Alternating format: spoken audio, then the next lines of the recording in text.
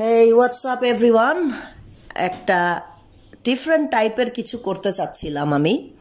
So যেহেতু আমি different একটা কন্টেন্ট নিয়ে আপনাদের কাছে আসছি, আমি বলে রাখতে চাই কন্টেন্টটা হচ্ছে একটা ইন্টারভিউ, ছোটোখাটো একটা ইন্টারভিউ।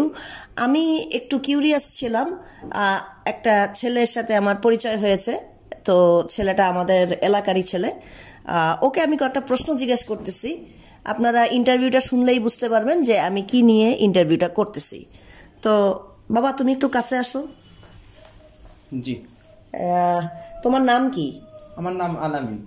আলামিন, জি জি। তুমি ভালো আছো? জি, ভালো আছি। আচ্ছা আচ্ছা। তো তোমার তোমার বয়স কত? আমার বয়স এখন 23। আচ্ছা আচ্ছা। তো তুমি কি করো? তোমার লেখাপড়া আছে? জি, লেখাপড়া আছে, মাদ্রাসায় পড়তাম আর কি। তো মাদ্রাসায় পড়তা? জি। ও আচ্ছা, তোমাকে মাদ্রাসায় কে দিছে, বাবা মা নাকি নিজে? না, বাবা মা না, ভাই আর কি, বড় ভাই আর কি মাদ্রাসায় ভর্তি করে দিয়েছিল, দাখিল মাদ্রাসা আর কি। আচ্ছা, দাখিল মাদ্রাসায় পড়াইছে। এখানে তুমি কি পুরোটা কমপ্লিট করছো? না না, পুরোটা কমপ্লিট করি নাই আর কি, ক্লাস 5 পর্যন্ত পড়ছিলাম আর কি। আচ্ছা, তুমি ক্লাস 5 পর্যন্ত পড়ছিলা, দাখিলের পরীক্ষা দিছিলা? দাখিলে পরীক্ষাও দিইনি আর কি, জাস্ট ক্লাস 5 পর্যন্ত পড়ছিলাম, পড়ার পরে আর কি বোর্ড পরীক্ষার সময় আর কি পড়াটা ছেড়ে দিছি পড়া। ও আচ্ছা, তাইলে তো তোমার দাখিলের সার্টিফিকেটটা নাই? নাই। আচ্ছা আচ্ছা। তো আমি আসলে তোমাকে যে এই প্রশ্ন করতেছি, বিরক্ত হচ্ছ না তো? না। আচ্ছা ঠিক আছে, একটু জোরে কথা বলবা। হ্যাঁ জি। আচ্ছা, তো তুমি এখন তো কোনো লেখাপড়া করো না, তো তুমি যে মাদ্রাসায় পড়ছো, তোমার মাদ্রাসায় পড়াতে তোমার এরপরে কি তুমি করছিলা, দাখিলের পরে কি তুমি অন্য কোনো জায়গায় স্কুল টুলে ভর্তি হয়েছিলা? না, দাখিলের পরে আর কোনো জায়গায় ভর্তি হয় নাই, কিন্তু চাইছিলাম আর কি স্কুলে ভর্তি হইতে, কিন্তু ওটা মানে নিজের আর্থিকের কারণে পারি নাই। আর্থিক অবস্থার কারণে পারো নাই। আচ্ছা, আমাকে একটু বলো যে মাদ্রাসায় যে তোমাকে তোমার ভাই দিছিল, সেখানে কত টাকা লাগছে? টাকা আপনার মাসে 2000।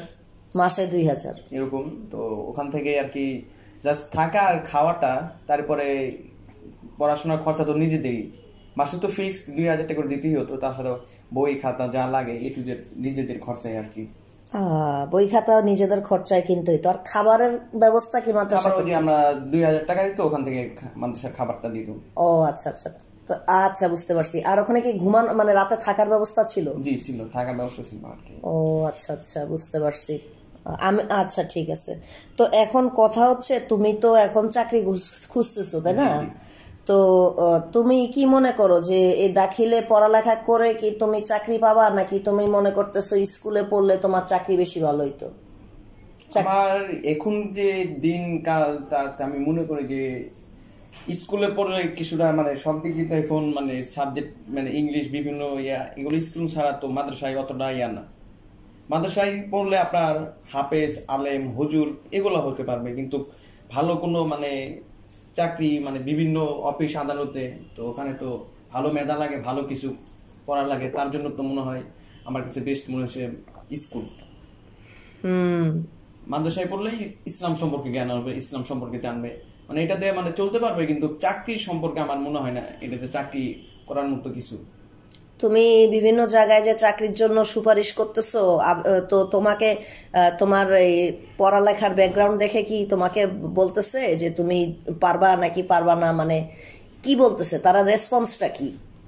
রেসপন্স এটা এই যে আমি যদি স্কুলে পড়তাম অবশ্যই ভালো কিছু মানে আমার থেকে আশা করতো যে আমি ভালোভাবে পড়াশোনা, ভালো ইংলিশ, ভালো কিছু জানতে পারতাম। মানে মিডিয়ায় পড়লে তো সবকিছু হতে হয় না। আচ্ছা আচ্ছা, মানে চাকরি যারা রিক্রুট করে তারা হচ্ছে স্কুলের মানুষজন, স্কুল কলেজের ছেলে মেয়েদেরকে প্রেফার করে বেশি, মাদ্রাসার থেকে প্রেফার করে বেশি।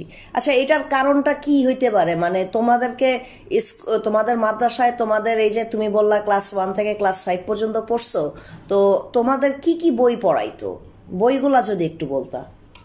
আমাদের মাদ্রাসায় আমাদের ইসলাম সম্পর্কে সাবজেক্ট ছিল 3টা, কোরআন আর আরো 2টা ছিল আর কি, ওটা আর কি হাদিস, আর আরেকটা ছিল আর কি যাই হোক করে ইসলাম সম্পর্কে, আর বাংলা সাবজেক্ট ছিল 2টা, প্রথম দ্বিতীয়, আর ইংলিশ ছিল 2টা।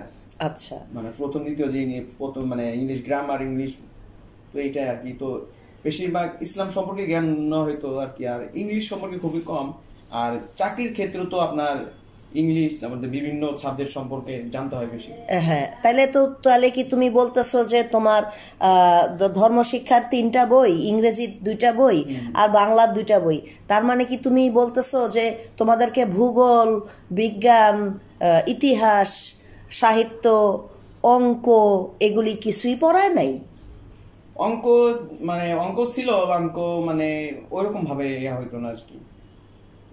মানে তোমরা নামটা মুখস্থ করে হিসাবটা এতটুকু পারো? তো হিসাব নিকেশ যতটুকু করা যায় ততটুকুই আর কি।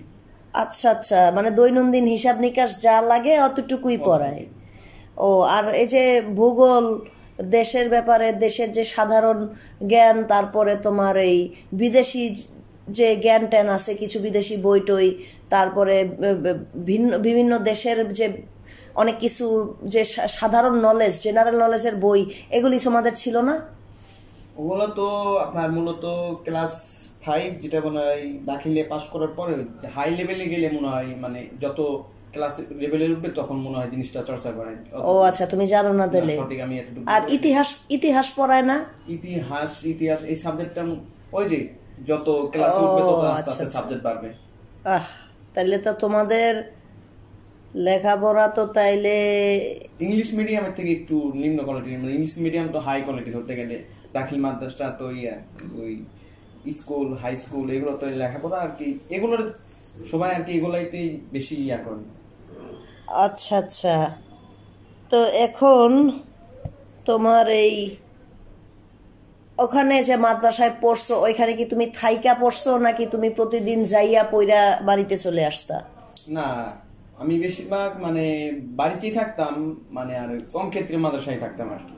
আচ্ছা আচ্ছা, থাকার ব্যবস্থা ছিল না? হ্যাঁ, থাকার ব্যবস্থা তো ছিল, অনেক পোলাপান ছিল।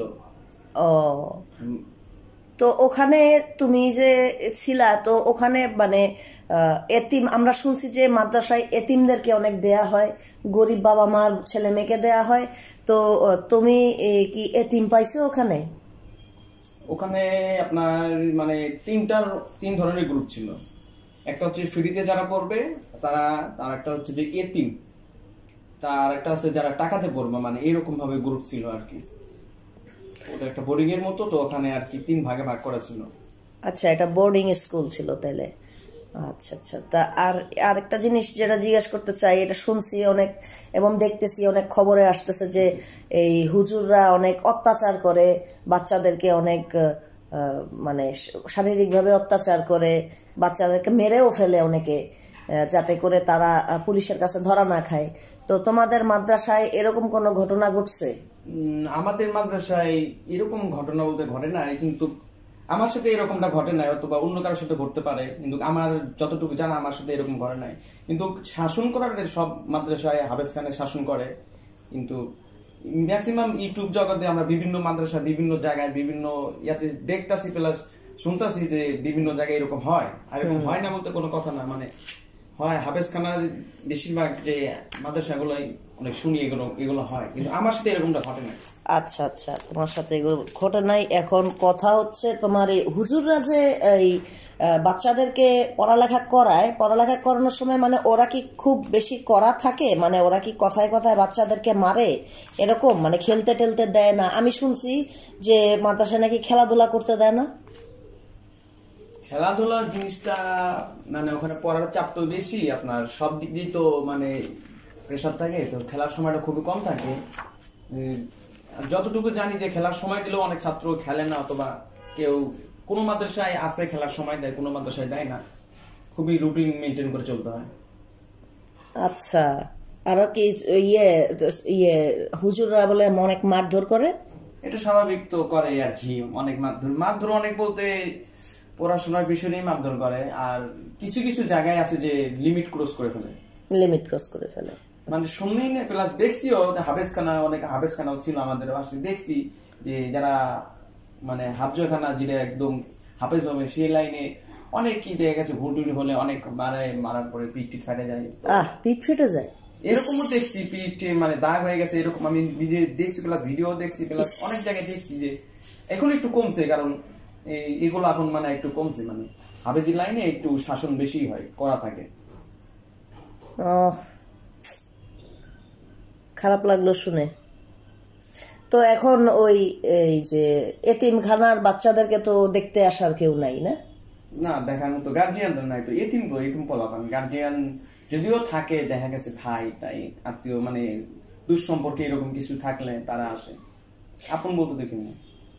তো আলামিন, আমি সর্বশেষ প্রশ্ন করতে চাই, সেটা হচ্ছে তোমার কি মনে হয় এই মাদ্রাসায় পড়ে কি লাভ হয় বেশি, না স্কুলে দিলে বেশি লাভ হইতো? বেশি পোলাপানকে স্কুলে দিলে বেশি লাভ হয়?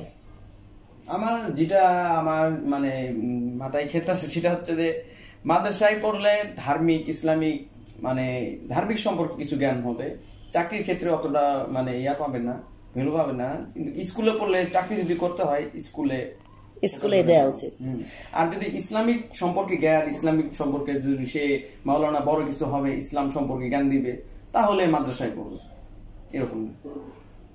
আচ্ছা, কিন্তু স্কুলে আমরা যেটা জানি যে স্কুলে তারপরে ইউনিভার্সিটিতে যারা স্কুলে পড়ে এবং পরবর্তীতে যদি হাফেজি লাইনে যেতে চায় তাহলে কিন্তু সেই ব্যবস্থা আছে।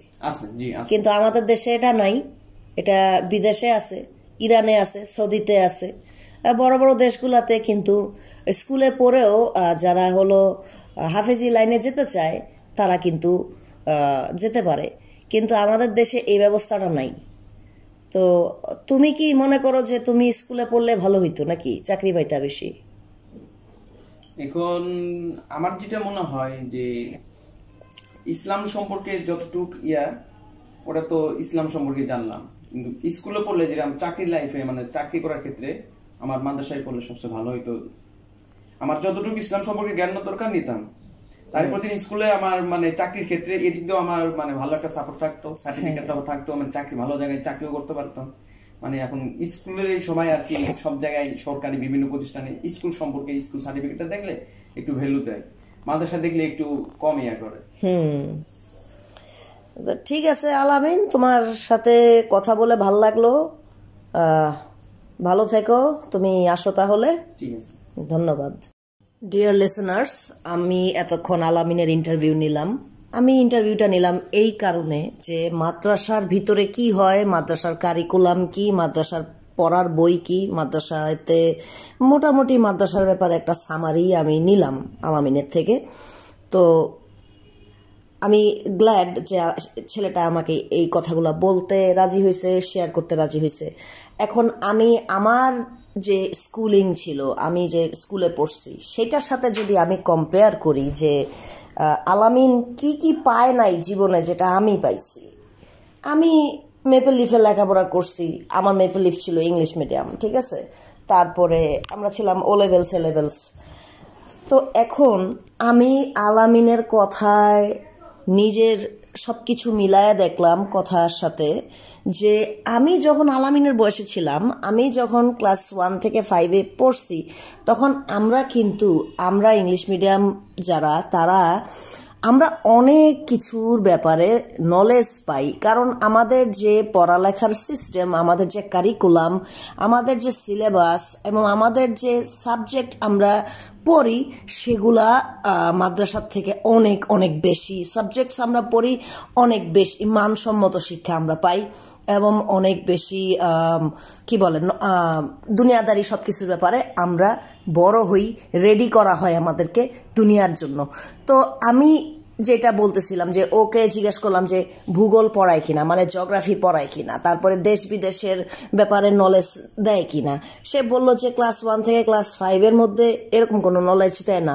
তার মানে আমি যেটা বুঝলাম সেটা হচ্ছে মাদ্রাসার ভিতরে মূলত লেখাপড়া এই অল্প একটু ইংলিশ, অল্প একটু বাংলা, অল্প একটু হিসাব করার অঙ্ক, এটা ছাড়া মানে খুবই বেসিক লেভেলের এই ইংলিশ বাংলা অঙ্ক ছাড়া মূলত আর কোনো লেখাপড়া, কোনো বিদ্যা শিক্ষা, বিদ্যা চর্চা হয়ই না।